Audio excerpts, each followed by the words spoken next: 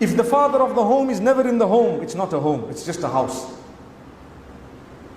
If the mother of the home doesn't have the time to spend speaking to the children or the father, it's not a home, it's a mere accommodation. That's what it is. It's just a roof. It's a bedding. To make it a home, you need to have a family. To make it a family, you need to have communication. To be able to communicate, you need to spend time with each other. You need to put your phone aside. Turn off the Wi-Fi of your house, 10 o'clock at night, off. 9 o'clock at night, switch it off. So that you are not on your phone and your kids are also not. We tell our children, you are on the phone whole day, whole night. You know what? If they could, they would say, Mom, you're on the phone whole day, whole night, every day, every night. I'm only on it once in a while.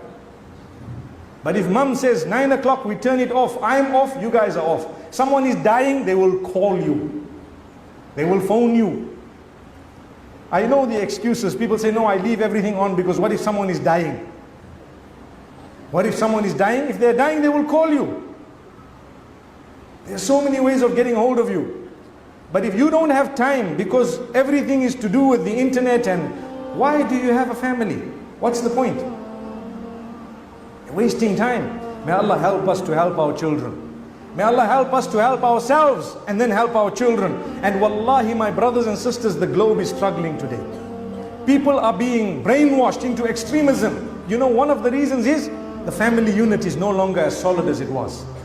If the family unit is solid and the communication is good and there is a decent understanding and we go to pray together and we go to listen to our lectures together, we will be able to guideline our children. We will be able to guide our children and go to places that are meaningful, where they will have a balanced upbringing and they don't have to resort to something that is bad and evil. They don't have to do things behind our backs because we have a good communication. The minute their mind is deviating slightly, we will pick it up in the discussion we have with them, because we have daily discussions. A lot of us do not have daily discussions with our children. I asked one man, do you ever kiss your daughters? He says, daughters? No ways. You don't kiss your daughters? No. How can I do that? I say, why not? I'm not talking about kissing them on the lips. No. We're talking about kissing them on the forehead, kissing them on the hand, embracing them, telling them, I love you so much, I miss you. Send them a message. Your daughters are growing up, your sons. How many of us have teenage sons? We never message them. They've got phones, they get messages from the whole world. They never got a message from dad. Maybe not even from mom sometimes. Message them, I'm at work thinking about you, love you, miss you. Wallahi, see what it does for you and your home. See. Don't be the old school. We say, how can I say I love you to my children? What do they mean? You know, I remember the old man, one day I gave a talk about how important it is to say I love you to your wife.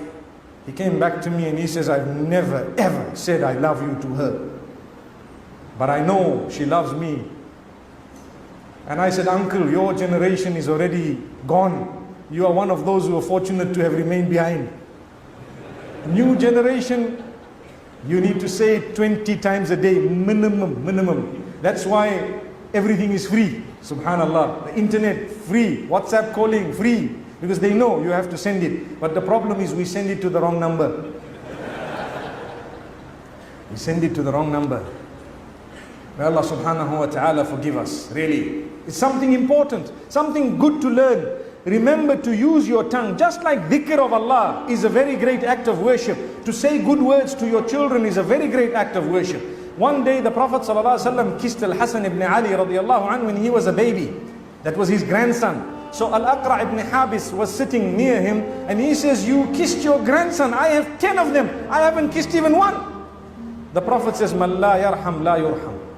Whoever doesn't show mercy will not be shown mercy. These are my children. These are my grandchildren. I will kiss them. So to kiss your children is a sunnah. It's an act of worship. It is an act of worship. If to kiss your children is an act of worship, imagine what type of an act of worship it would be to kiss your wife. Allahu Akbar. Or husband. MashaAllah. May Allah help us. Please don't do that in public. It needs to be done in private. I always believe those who do it in public, in private, they don't really get along. This is just showing that we get along. Those who really love each other don't need to show, they know.